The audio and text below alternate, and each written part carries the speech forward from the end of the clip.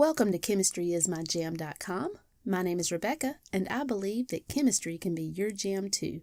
This is Unit 1, Science and Measurement. This unit introduces the concept of chemistry, discusses the scientific method, reviews the metric system, discusses measurement, and classifies matter. Let's get started. So what is this thing that we call science? Science is our effort to understand the world around us. A scientist is not okay with knowing that something happens. They want to know why it happens. In order to do this, we depend on observations, experiments, and measurements to make predictions about our world. Science is dynamic. It is constantly changing. Our understanding of the world is constantly changing as technology improves and new ideas are formed.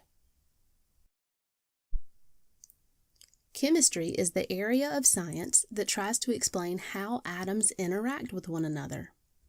A chemist may try to determine what atoms are present in a certain molecule, like in forensics, for example. A chemist may try to determine what molecules need to be combined in order to produce a certain pharmaceutical product. Or a chemist could study the environmental impact of an industrial complex. Chemists make all kinds of contributions to our world. One thing you should understand is that chemistry is an experimental science. A chemist can't look through a microscope and watch a reaction take place. They depend on experiments, observations, and they follow the scientific method to try to explain what is going on. The scientific method is a series of steps that scientists go through in order to answer a problem. The first thing that a scientist does is identify what it is that they're trying to solve. They identify the problem. Then they do some background research. They go look in scientific journals and see what other researchers have already determined about their problem. Based on the background research, they could form a hypothesis. They could design an experiment that would test their hypothesis, analyze the data from their experiment, and then form a conclusion. The conclusion should refer back to the hypothesis. It will either say, yes, my hypothesis was correct, and I'm going to rerun this experiment to make sure that it's consistently correct, or, no, my hypothesis was wrong. I'm going to change it and design another experiment to test my new hypothesis. The scientific method can be applied to things in your everyday life. Suppose, for example, that you are a runner who wants to improve your time in a 5K race. You identify your problem as, what will be the effect of interval training on my 5K race time? You do some background research and find that many coaches recommend interval training. So your hypothesis is, interval training will improve my 5K race time.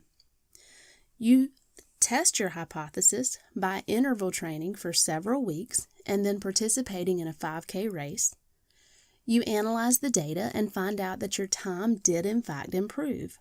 So your conclusion would be that interval training had a positive effect on your 5K race time.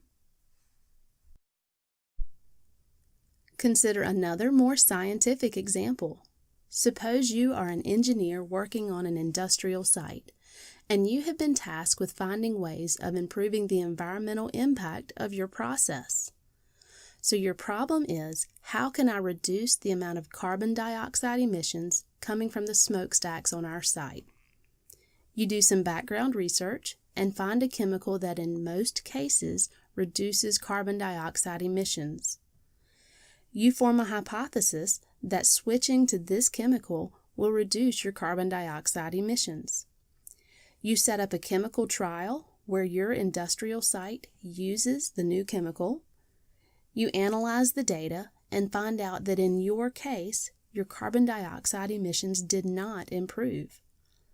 So your conclusion would be that your hypothesis in this case was wrong. You would want to go back, do more background research, form a new hypothesis, possibly with a different chemical, and test the hypothesis again. And you would keep running through the scientific method until you found something that worked well consistently. Once you find something that works consistently, so that would be a correct hypothesis that has been through repeated testing, then you would be ready to call that a scientific theory. So a scientific theory is a correct hypothesis that has been through repeated testing. And theories are much more common than scientific laws. A scientific law must always be true under the given conditions. Some examples of scientific laws are the law of gravity, the law of conservation of mass, the laws of thermodynamics, and the ideal gas law. There are often mathematical statements associated with scientific laws, and that's not always the case with scientific theories. In this video, we've introduced the concept of chemistry and started discussing the scientific method. Stick around as we continue the scientific method by discussing types of variables.